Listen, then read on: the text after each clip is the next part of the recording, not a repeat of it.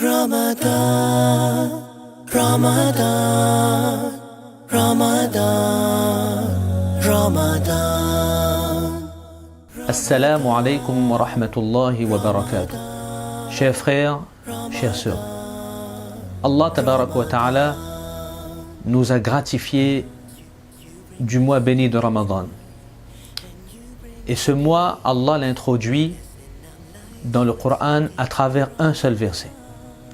Allah dit شهر رمضان الذي أنزل فيه القرآن هدى للناس وبينات من الهدى والفرقان.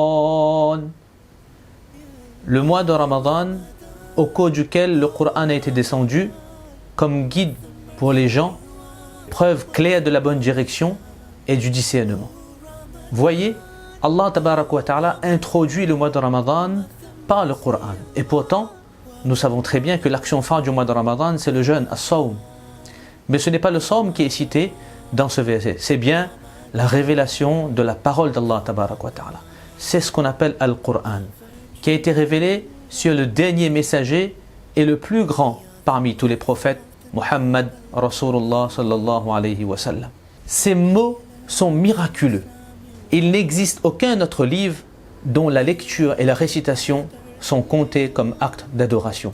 Le Coran, c'est avant tout la parole d'Allah. Avant d'être un livre, avant d'être consigné dans les masahif, dans les livrets, le Coran est la parole d'Allah. Kalamullah kharaja minhu, qui sort de l'être d'Allah tabarak wa ta'ala. Le prophète sallallahu alayhi wa sallam, sur qui le Coran a été révélé, eh bien s'attacher à la récitation du Coran, à la récitation de la parole d'Allah tabarak wa ta'ala.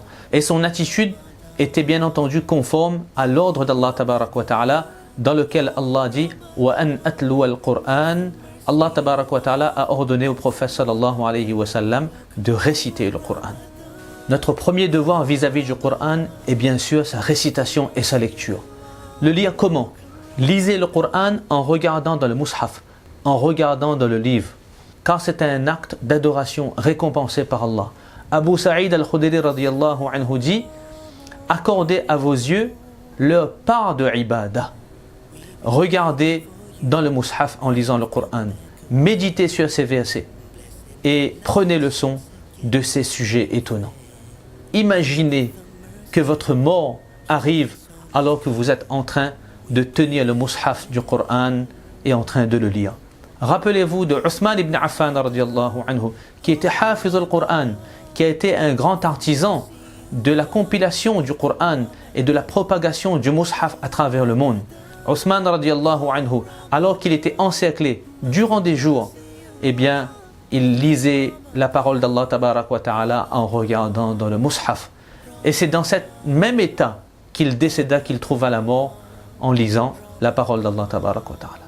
Enfin, plusieurs bienfaits sont liés au fait de lire le Coran en regardant dans le mushaf. Tout d'abord, cela est plus propice à la concentration et à la méditation. Ensuite, lire le Coran en regardant dans le mushaf implique le fait de toucher le mushaf, le livre. Et pour toucher le mushaf, il faut être en état d'ablution rituelle, en état de wudu. Troisièmement, il y a moins de risque de se tromper dans la lecture du Coran en regardant dans le mushaf. Qu'Allah subhanahu wa ta'ala nous permette de lire le Coran abondamment en regardant dans le mushaf pendant ce mois béni. Wassalamu alaikum wa rahmatullahi wa barakatuh. Oh Ramadan, month of mercy you are. Welcome Ramadan. Oh Ramadan, oh Ramadan, month of mercy you are. Welcome Ramadan.